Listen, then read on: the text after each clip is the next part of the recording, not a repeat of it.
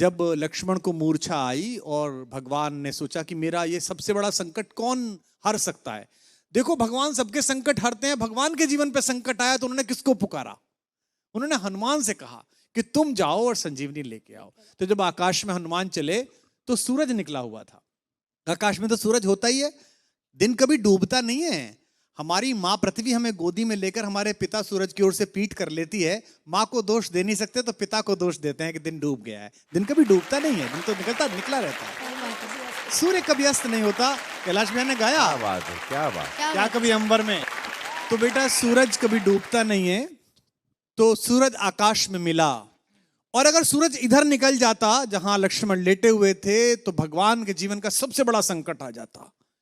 उनका भुजा जैसा भाई, जिसे वो अपनी भुजा कहते हैं दाहिनी, वो पृथ्वी छोड़ जाता और भगवान सहन न कर पाते। तो इतना बड़ा काम करने गए और कितने ताकतवर थे, पंच तत्वों में से एक पवन के बेटे हैं। सूरज से मिले तो उन्होंने कितनी विनम्रता से बात की। रवि भाई सूरज से बोले, हे सूरज इतना याद रहे संकट एक सूरज वंश पे है। ये नहीं कहा कि मैं तुम्हारे लिए प्रार्थना कर रहा हूं, तुम्हारा ही खानदान है ना, सूर्यवंशी राम का भाई परेशान है, तुम भी सूर्य हो तो आप ही के खानदान का काम करने जा रहा हूं। विनम्रता देखना आप कितने पोलाइट हैं, है ना। ये सूरज इतना याद रहे संकट एक सूरज वंश पे है। लंका के नीच राहु द्वारा आघात दिनेश अंश पर है। मेरे आने से पहले यदि किरणों का चमत्कार होगा तो सूर्यवंश में सूर्यदेव निश्चित ही अंधकार होगा। कितना प्यार से बोल रहे हैं देखो आप।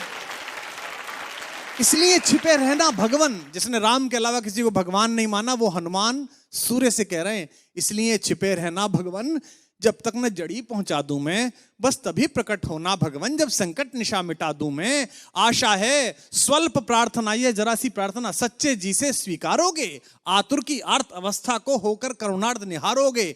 8 लाइन की विनती के बाद धीमे से अपना विजिटिंग कार्ड दिया सूरज को। शक्ति पाना, यश पाना, लेकिन विनम्र रहना। आशा है स्वल्प प्रार्थना ये सच्चे जी से स्वीकारोगे, आतुर की आर्त अवस्था को होकर करुणार्थ निहारोगे। अन्यथा क्षमा करना दिनकर, अंजनी तने से पाला है, बचपन से जान रहे हो तुम हनुमत कितना मत वाला है। अन्यथा क्षमा करना दिनकर, अंजनी तने से पाला है, बचपन से जान रहे हो तुम हनुमत कितना मत वाला है। और धमकी भी कैसी दी, ये जो रवि भैया खड़े हैं ना आपके बगल में, इनके इलाका जहां से शुरू होता है वह धमकी ऐसी दी जाती है कि इतना गोली मारेंगे कि खोखा बेच के करोड़पति हो जाइएगा।